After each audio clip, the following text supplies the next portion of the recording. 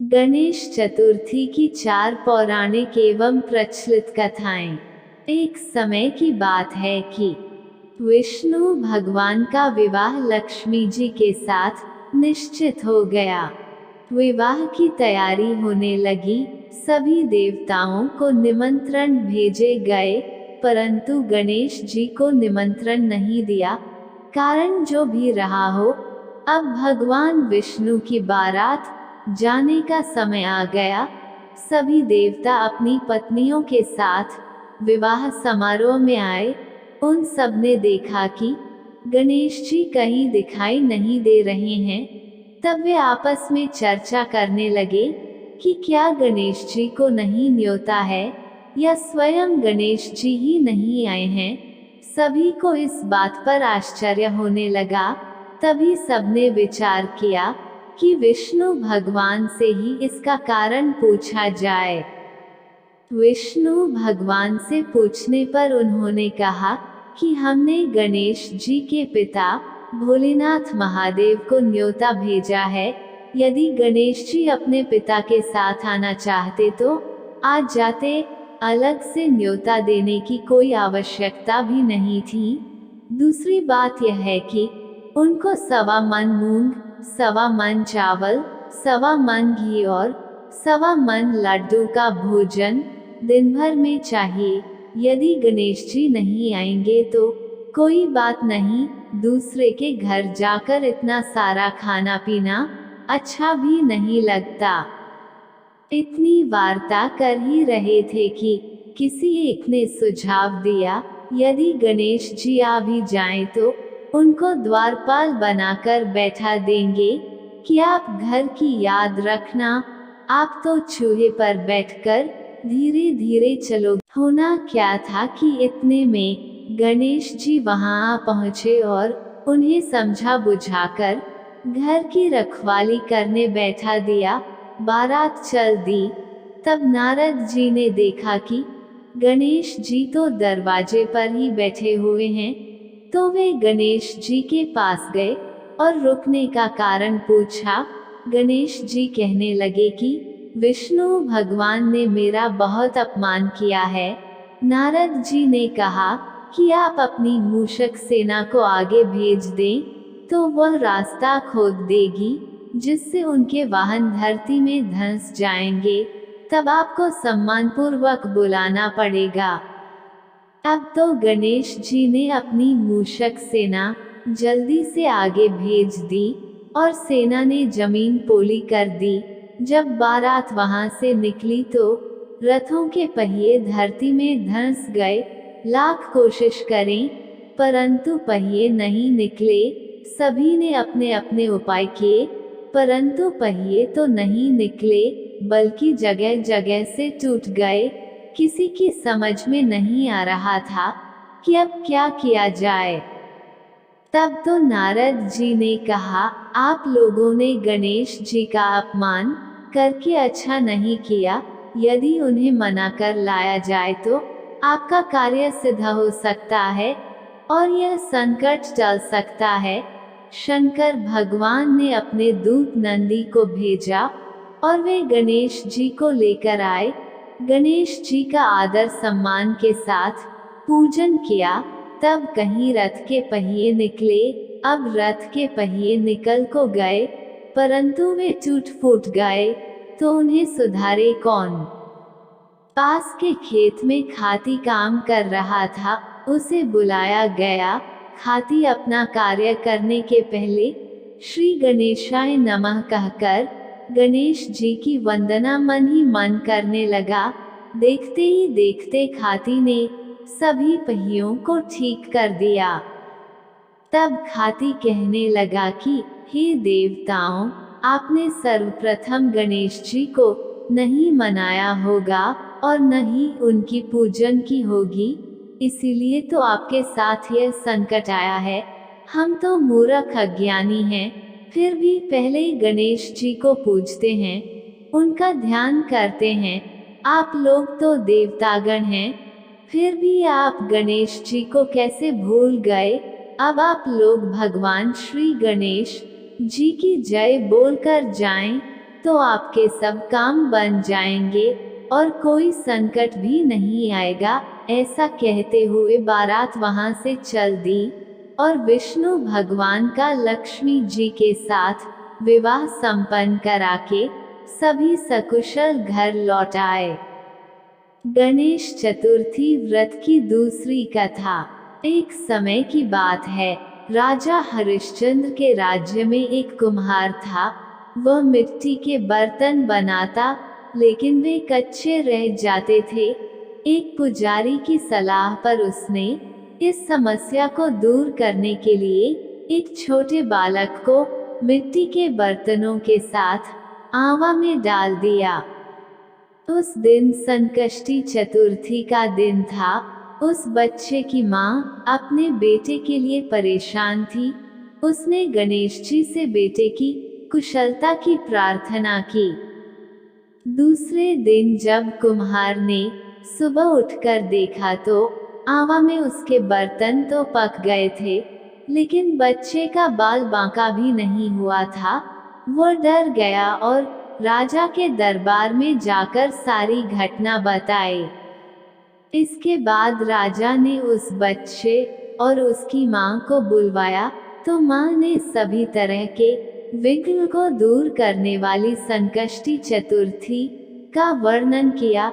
इस घटना के बाद से महिलाएं संतान और परिवार के सौभाग्य के लिए संकट चौथ का व्रत करने लगीं। गणेश चतुर्थी व्रत की तीसरी कथा। पौराणिक एवं प्रचलित श्री गणेश कथा के अनुसार एक बार देवता कई विपदाओं में घिरे थे। तब वो मदद मांगने भगवान शिव के पास आए। उस समय शिव के साथ कार्तिकेय तथा गणेश जी भी बैठे थे। देवताओं की बात सुनकर शिव जी ने कार्तिकेय व गणेश जी से पूछा कि तुम में से कौन देवताओं के कष्टों का निवारण कर सकता है। तब कार्तिकेय व गणेश जी दोनों ने ही स्वयं को इस कार्य के लिए सक्षम बताया। इस पर भगवान शिव ने दोनों की परीक्षा लेते हुए कहा कि तुम दोनों में से जो सबसे पहले पृथ्वी की परिक्रमा करके आएगा, वही देवताओं की मदद करने जाएगा।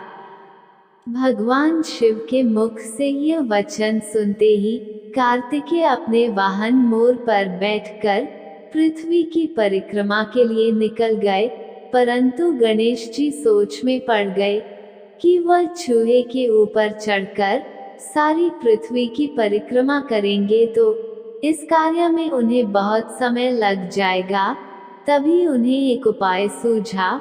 गणेश अपने स्थान से उठे और अपने माता पिता की 7 बार परिक्रमा करके वापस बैठ गए। परिक्रमा करके लौटने पर कार्तिकेय स्वयं को विजेता बताने लगे।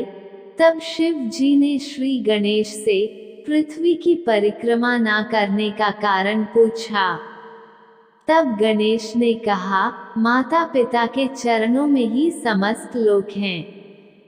यह सुनकर भगवान शिव ने गणेश जी को देवताओं के संकट दूर करने की आज्ञा दी।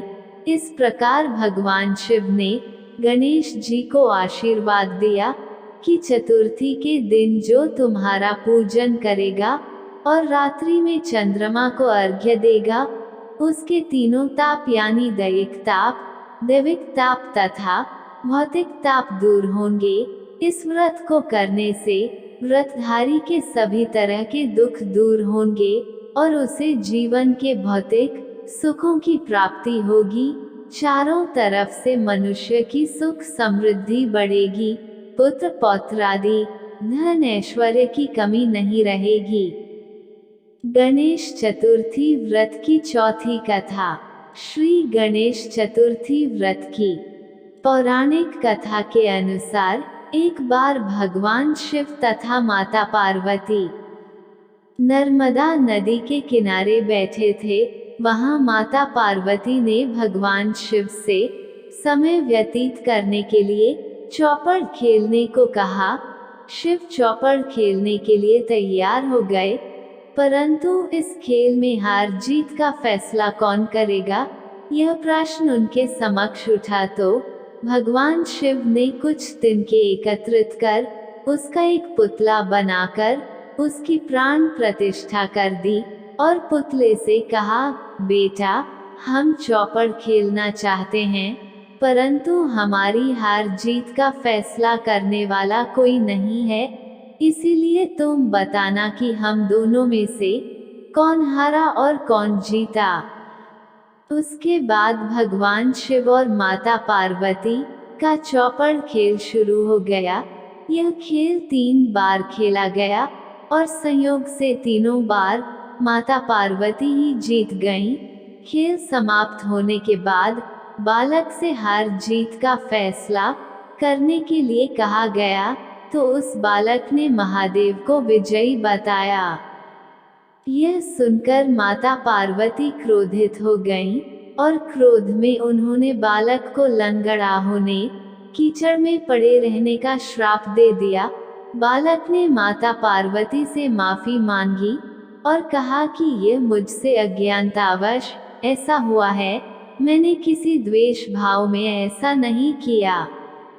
बालक द्वारा क्षमा मांगने पर माता ने कहा, यहाँ गणेश पूजन के लिए नागकन्याएं आएंगी, उनके कहे अनुसार तुम गणेश व्रत करो, ऐसा करने से तुम मुझे प्राप्त करोगे। यह कहकर माता पार्वती शिव के साथ कैलाश पर्वत पर चली गईं। 1 वर्ष के बाद उस स्थान पर नागकन्याएं आईं। तब नागकन्याओं से श्री गणेश के व्रत की विधि मालूम करने पर उस बालक ने 21 दिन लगातार गणेश जी का व्रत किया। उसकी श्रद्धा से गणेश जी प्रसन्न हुए। उन्होंने बालक को मनोवांछित फल मांगने के लिए कहा। उस पर उस बालक ने कहा, हे विनायक, मुझ में इतनी शक्ति दीजिए कि मैं अपने पैरों से चलकर अपने माता पिता के साथ कैलाश पर्वत पर पहुंच सकूं और वे यह देख प्रसन्न हों। तब बालक को वरदान देकर श्री गणेश अंतर्ध्यान हो गए। इसके बाद वह बालक कैलाश पर्वत पर पहुंच गया और कैलाश पर्वत पर पहुंचने की अपनी कथा उसने भगवान शिव को सुनाई। चौपड़ वाले दिन से माता पार्वती शिवजी से विमुख हो गई थी, अतः देवी के रुष्ट होने पर भगवान शिव ने भी बालक के बताए अनुसार 21 दिनों तक श्री गणेश का व्रत किया। इस व्रत के प्रभाव से माता पार्वती के मन से भगवान शिव के लिए जो नाराजगी थी वह समाप्त हो गई। तब यह व्रत विधि भगवान शंकर ने माता पार्वती को बताई। यह सुनकर माता पार्वती के मन में भी अपने पुत्र कार्तिकेय से मिलने की इच्छा जागृत हुई। तब माता पार्वती ने भी 21 दिन तक श्री गणेश का व्रत किया तथा दूर्वा, फूल और लड्डुओं से गणेश जी का पूजन अर्चन किया। व्रत के 21वें दिन कार्तिकेय स्वयं माता पार्वती जी से आ मिले। उस दिन से श्री गणेश चतुर्थी का यह व्रत समस्त मनोकामनाओं की पूर्ति करने वाला व्रत माना जाता है। इस व्रत को करने से मनुष्य के सारे कष्ट दूर होकर मनुष्य को समस्त सुख सुविधाएं प्राप्त होती हैं।